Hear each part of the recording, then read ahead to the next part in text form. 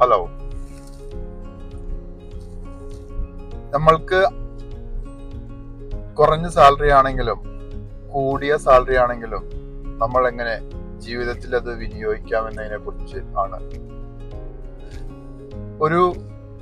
എൻ്റെ ഒരു സുഹൃത്തിനെ കുറിച്ച് ഞാൻ പറയാം.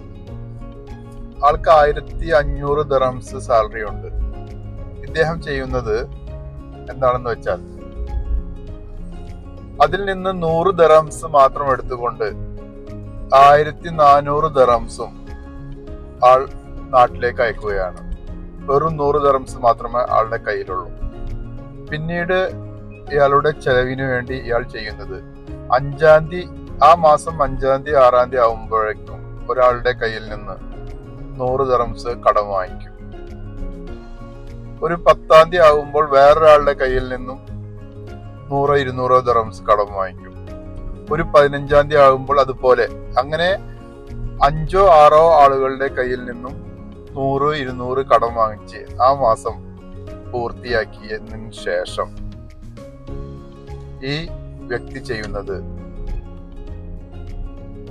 സാലറി കിട്ടിയാൽ ഈ പൈസ കൊടുക്കും.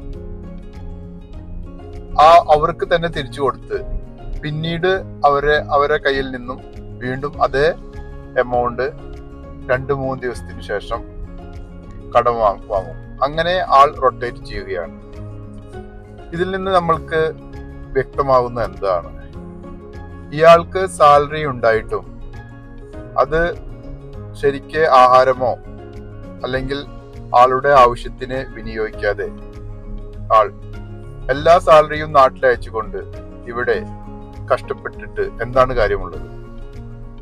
ഒരു സമയം കഴിയുമ്പോൾ നമ്മുടെ ആരോഗ്യമെല്ലാം ക്ഷയിച്ച് പെട്ടെന്ന് ഫുഡും കാര്യങ്ങളൊക്കെ കിട്ടാതാകുമ്പോൾ നമ്മുടെ ആരോഗ്യം പെട്ടെന്ന് ഇല്ലാതാവും.